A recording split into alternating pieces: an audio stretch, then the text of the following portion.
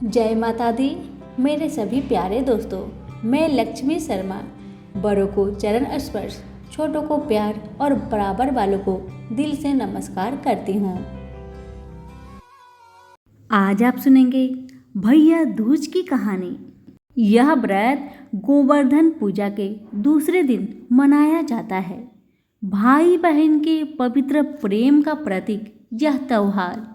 आज सुबह बहनें भाइयों के घर जाकर रक्षा बंधन के समान ही तिलक करती है और मिठाई फल आदि देती है, परंतु राखी नहीं बांधी जाती।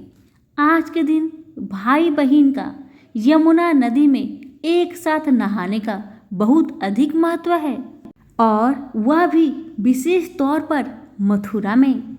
मान्यता है कि आज के दिन जो भाई बहन मथुरा में यमुना में स्नान करते हैं, वह भाई और बहन तथा बहन का सुहाग, दीर्घ जीवन और अंत में मोक्ष को प्राप्त करते हैं। आइए सुनते हैं भैया दूज की यह कथा। एक बुढ़िया थी, उसके 7 बेटे और एक बेटी थी। बेटी की शादी हो चुकी थी। जब भी उसके बेटे की शादी होती तो फेरों के समय एक नाग आता और उसके बेटे को डस लेता था। बेटा वहीं मर जाता था और बहू विधवा हो जाती। इस तरह उसके 6 बेटे मर गए। 7वें बेटे की शादी होनी बाकी थी। इस तरह अपने बेटों के मर जाने के दुख से बुढ़िया रो रो के अंधी हो गई थी। भाई दूज आने को हुई तो भाई ने कहा कि माँ, मैं बहन से तिलक कराने जाऊंगा। माँ ने कहा ठीक है। उधर जब बहन को पता चला कि उसका भाई आ रहा है तो वह खुशी से पागल होकर पड़ोसन के पास गई और पूछने लगी कि जब बहुत प्यारा भाई घर आए तो क्या बनाना चाहिए। पड़ोसन उसकी खुशी को देखकर जल भून गई और कह दिया कि दूध से रसोई लिप दे और घी में चावल पका दे। बहन ने ऐसा ही किया। उधर भाई जब बहन के घर जा रहा था तो उसे रास्ते में सांप मिला। सांप उसे डसने को हुआ। भाई बोला, तुम मुझे क्यों डस रहे हो? सांप बोला, मैं तुम्हारा काल हूँ और मुझे तुमको डसना है। भाई बोला, मेरी बहन मेरा इंतजार कर रही है। मैं जब तिलक कराकर वापस लौटूंगा तब मुझे तुम डस लेना। सांप ने कहा, भला आज तक कोई अपनी मौत के लिए लौट के आया है जो तुम आओगे? भाई ने कहा, अगर तुझे यकीन नहीं है तो तू मेरे झोले में बैठ जा। जब मैं अपने बहन से तिलक करा लूं तब तू मुझे डस लेना। सांप ने ऐसा ही किया। भाई बहन के घर पहुंचा। दोनों बड़े खुश हुए। भाई बोला, बहन जल्दी से खाना दे, बड़ी भूख लगी है। बहन क्या करे, ना तो दूध की रसोई सूखे ना ही घी में चावल पके। भाई ने पूछा, बहन इतनी देर क्यों लग रही है? तू क्या पका रही है? तब बहन ने बताया कि मैंने ऐसे ऐसे किया है। भाई बोला, अरे पगली, कहीं घी में चावल पके हैं या दूध से कोई रसोई लीपे हैं? गोबर से रसोई लीप, दूध में चावल पका। जैसे भाई ने कहा बहन ने वैसा ही किया। खाना खाके भाई को बहुत जोर की नींद आने लगी। इतने में बहन के बच्चे आ गए। बोले, मामा मामा, हमारे लिए क्या लाए हो? भाई बोला, मैं तो कुछ नहीं लाया। बच्चे ने वह झोला ले लिया जिसमें सांप था। जैसे ही उसे खोला उसमें से हीरे का हार निकला। बहन ने कहा, भैया तूने बताया नहीं कि तू मेरे लिए इतना सुंदर हार लाया है। भाई बोला, बहना तुझे पसंद है तो तुम ले ले, मुझे हार का क्या करना। अगले दिन भाई बोला, बहन अब मुझे जाना है, मेरे लिए खाना रख दे। बहन ने उसके लिए लड्डू बना के एक डिब्बे में रख के दे दिया। भाई कुछ दूर जाकर थककर एक पेड़ के नीचे सो गया। उधर बहन के जब बच्चों को भूख लगी तो माँ से कहा कि खाना दे दो। माँ ने कहा खाना अभी बनने में देर है। तो बच्चे बोले कि जो मामा को बना कर दिया उसी में से दे दो। तो वह बोले कि लड्डू बनाने के लिए बाजरा पीसा था, वही पड़ा है चक्की में, जाकर खा लो। बच्चे ने देखा कि चक्की में सांप की हड्डियां पड़ी है। बच्चे यह बात माँ को आकर बताते हैं तो वह बहुत बावड़ी सी हो गई। भाई के पीछे पीछे भागने लगी। रास्ते भर लोगों से पूछती रही, किसी ने मेरा भाई को देखा, किसी ने मेरा भाई को देखा। तब एक ने बताया कि कोई लेटा है पेड़ के नीचे, जाकर देख लो, शायद तुम्हारा भाई हो।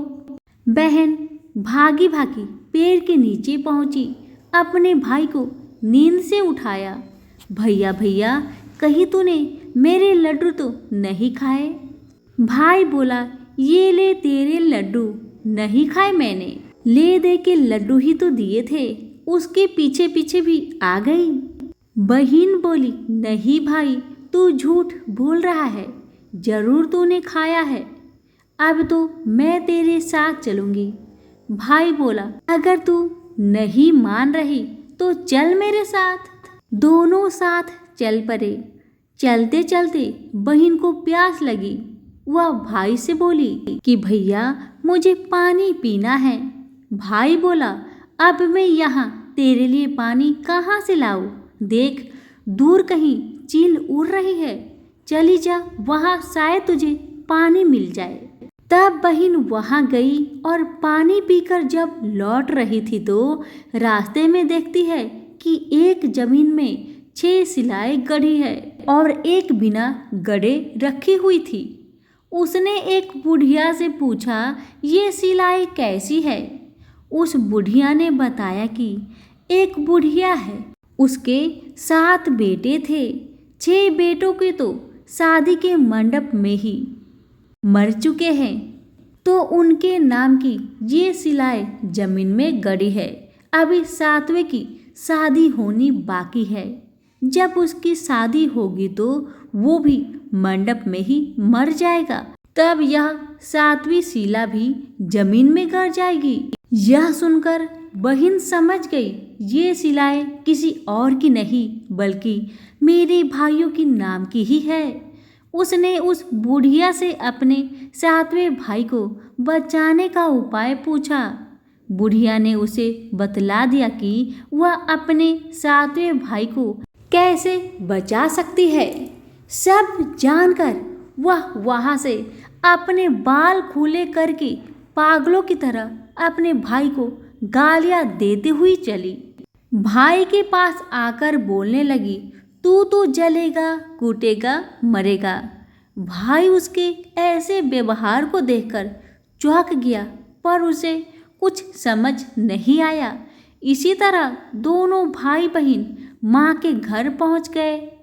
थोड़े समय के बाद भाई के लिए सगाई आने लगी। उसकी शादी तय हो गई। जब भाई को सेहरा पहनाने लगे तो वह बोली, इसको क्यों सेहरा बांधेगा? सेहरा तो मैं बांधूंगी, ये तो जलेगा मरेगा। सब लोगों ने परेशान होकर सेहरा बहन को दे दिया।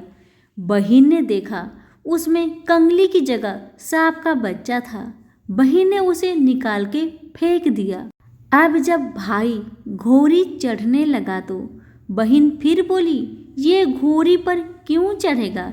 घोड़ी पर तो मैं बैठूंगी, ये तो जलेगा मरेगा, इसकी लाश को चील कौवे खाएंगे। सब लोग बहुत परेशान। सब ने उसे घोड़ी पर चढ़ने दिया। अब जब बारात चलने की हुई तब बहन बोली, ये कद्दू दरवाजे से निकलेगा, ये तो पीछे के रास्ते से जाएगा, दरवाजे से तो मैं निकलूंगी। जब वह दरवाजे के नीचे से जा रही थी तो दरवाजा अचानक गिरने लगा। बहन ने एक ईंट उठाकर अपनी चुनरी में रख ली। दरवाजा वहीं के वहीं रुक गया। सब लोगों को बड़ा अचंभा हुआ। रास्ते में एक जगह बारात रुकी तो भाई को पीपल के पेड़ के नीचे खड़ा कर दिया। बहन कहने लगी, ये क्यों छांव में खड़ा होगा, ये तो धूप में खड़ा होगा, छांव में तो मैं खड़ी होंगी। जैसे ही वह पेड़ के नीचे खड़ी हुई, पेड़ गिरने लगा। बहन ने एक पत्ता तोड़कर अपनी चुनरी में रख लिया। पेड़ वहीं की वहीं रुक गया। अब तो सबको विश्वास हो गया कि ये बाबली कोई जादू टोना सीख कर आई है, जो बार बार अपने भाई की रक्षा कर रही है। ऐसे करते करते फेरू का समय आ गया। जब दुल्हन आई तो उसने दुल्हन के कान में कहा, अब तक तो मैंने तेरे पति को बचा लिया, अब तू ही अपने पति को और साथ ही अपने मरे हुए जेठों को बचा सकती है। फेरू के समय एक नाग आया। वो जैसे ही दूल्हे को डसने को हुआ, दुल्हन ने उसे एक लोटे में भरकर ऊपर से प्लेट से बंद कर दिया। थोड़ी देर बाद नागिन लहर लहर करती आई। दुल्हन से बोली, तू मेरा पति छोड़। दुल्हन बोली, पहले तू मेरा पति छोड़। नागिन ने कहा, ठीक है, मैंने तेरा पति छोड़ा। दुल्हन, ऐसे नहीं, पहले 3 बार बोल। नागिन ने 3 बार बोला। फिर बोली कि अब मेरे पति को छोड़। दुल्हन बोली, एक मेरे पति से क्या होगा, हंसने बोलने के लिए जेठ भी तो होना चाहिए, एक जेठ भी छोड़।